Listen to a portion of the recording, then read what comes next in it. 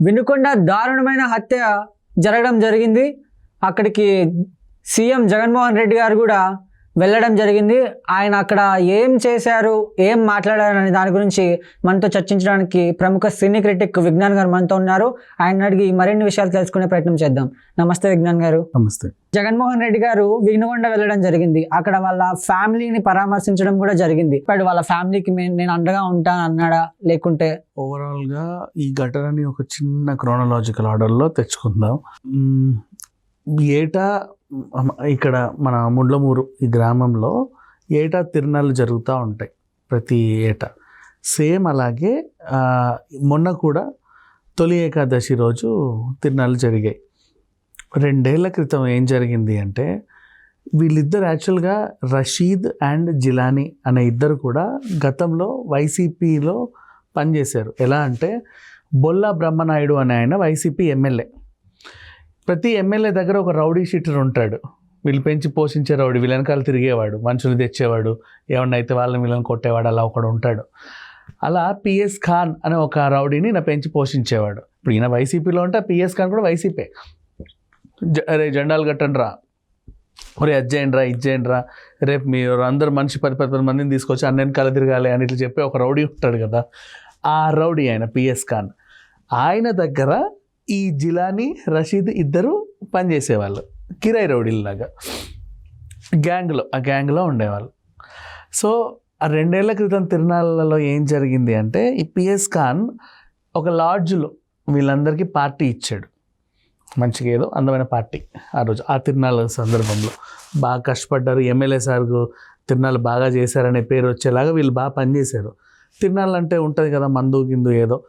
ఆ రాత్రి అంతా అయిపోయిన తర్వాత ఒక లాడ్జ్ రూమ్ తీసుకొని, చిన్న హోటల్ తీసుకొని అందులో మంచిగా పార్టీ చేసుకున్నారు.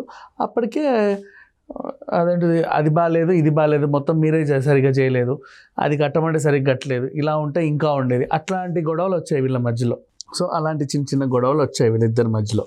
వస్తే ఇక అది ఎక్కడ అంటే ఏందే ఏమ్రా నరుకుందని చూసుకుంటావా, అట్లా తెలుసు కదా. ఇక రౌడీ షీటర్సే బయట వాళ్ళనే బెదిరించినప్పుడు ఇద్దరు రౌడీ షీటర్స్ కొట్టుకుంటే ఇంకా అదేంటి బాగా రక్తి కడుతుంది. అంటే నీకంటే నేను బలవంతున్నని వీడు, నీకంటే నేనే బలవంతున్నని వాడు నిరూపించుకోవాల్సిన సిచ్యువేషన్.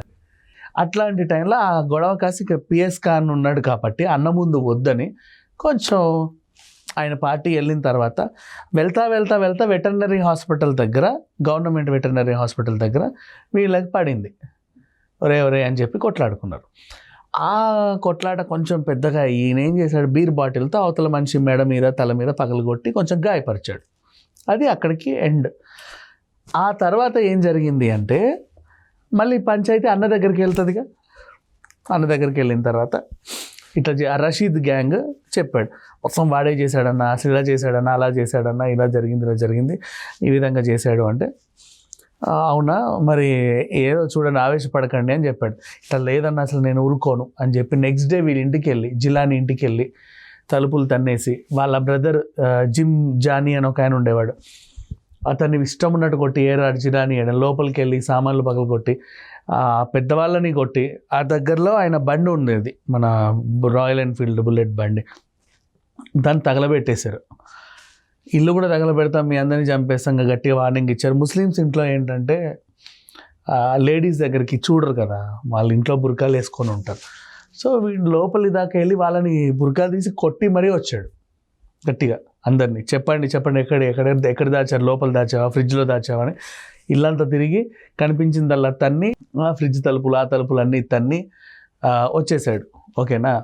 వచ్చిన తర్వాత ఈయన వెళ్ళిపోయాడు అందరు వార్నింగ్లు ఇచ్చి. నెక్స్ట్ జిలానీ ఇంటికి వచ్చేసరికి ఈ సంఘటన అంతా కనపడింది. కనిపించిన తర్వాత ఇతను ఏం చేశాడు, ఫస్ట్ అన్న దగ్గరికి వెళ్ళాడు. అన్న ఇట్లా వెళ్ళి మా ఇంట్లో బాగా ఇలా చేసిండు అన్న, ఏం చేసావు చెప్పండి. మరి నువ్వు చేసింది ఏమన్నా బాగుందారా, వాడిని రాత్రిపూట ఇట్లా చేసావు కదా, దానికని వాడికి కోపం వచ్చాడు. అయితే గొడవలా జరగాలి, వాడి కోపం వచ్చి ఇలా చేశాడని పిఎస్ ఖాన్ చెప్పాడు. గొడవ అనేది గొడవలా జరగాలి, నువ్వు కూడా కావాలంటే మళ్ళీ నీ బలం ఏందో చూపించుకో, అంతగాని ఇంటికి వెళ్ళి ఫ్యామిలీలను కొట్టొస్తారా అని జిలానీ కంప్లైంట్. అదంతా తెలియదురా, నువ్వు మాత్రం రాత్రిపూట నువ్వు చేసిందైతే తప్పు, నువ్వు ఇట్లా చేసినావు కాబట్టి వాడు అట్లా చేశాడు అని చెప్పాడు.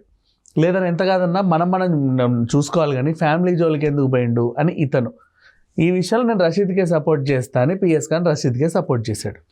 ఈయన కొల్లు మండి ఏం చేశాడు, పోలీస్ స్టేషన్కి వెళ్ళాడు.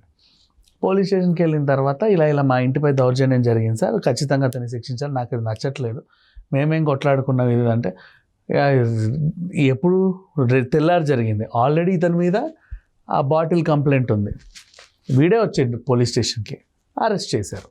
అరెస్ట్ చేసి రాత్రి నువ్వే కదరా బీర్ బాటిల్తో పలానా మనిషిని దయం చేసావని చెప్పేసి అటెంప్ట్ మర్డర్ కేసు కింద అరెస్ట్ కూడా చేశారు.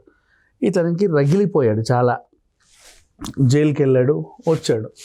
వచ్చిన తర్వాత ఏం జరిగింది, ఆయన రిలీజ్ అయ్యేసరికి ప్రభుత్వం మారిపోయింది బేసికలీ.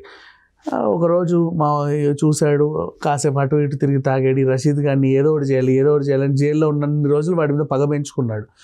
రిలీజ్ అయిన తర్వాత వాడిని చంపాలనుకున్నాడు. అతను వైన్ షాప్ నుంచి దిగుతుండగా ముండ్లమూరు గ్రామంలో ఈయన వెళ్ళి అక్కడున్న మన కొబ్బరి బొండాల కత్తి తీసుకెళ్ళి ఇష్టానుసారంగా విచక్షణ రహితంగా బాగా దాడి చేసి నరికేస్తే చెయ్యి అన్నీ తెగి పడిపోయాయి.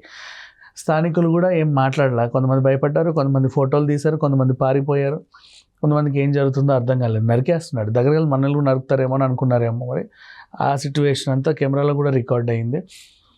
ఇప్పుడు వాళ్ళు పోలీస్ స్టేషన్ వాళ్ళకి కాల్ చేసి పోలీసులే వచ్చారు, దగ్గరకు వచ్చి ఆయన్ని హాస్పిటల్లో చేరిస్తే అసలు ఇంకా లేదు, మనిషి అవుట్.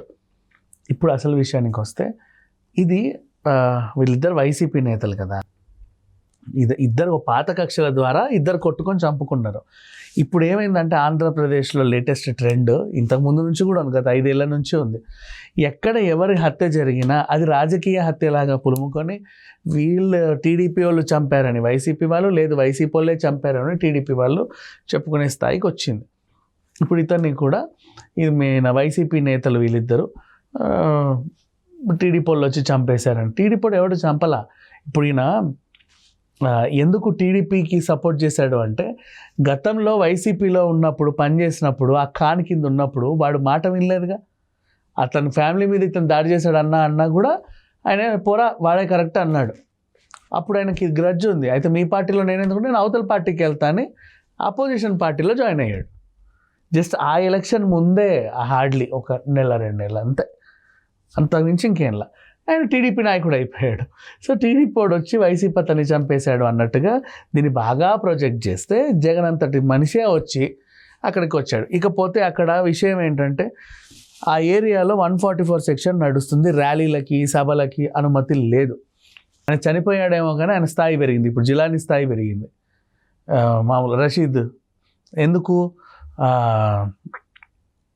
ఇప్పుడు జగన్ దిగి వచ్చాడు కదా ఆల్మోస్ట్ వాళ్ళ ఇంటికి. ఇంతకుముందు అంటే ఏదో చిన్న సాదాసీద కార్యకర్త, ఆ ఎమ్మెల్యే కూడా వచ్చాడో లేదో తెలియదు కానీ సాక్షాత్ మళ్ళీ షర్మిల అందరు మంత్రులు మాట్లాడడం ఇవన్నీ చూసేసరికి కొంచెం మైలేజ్ వచ్చింది.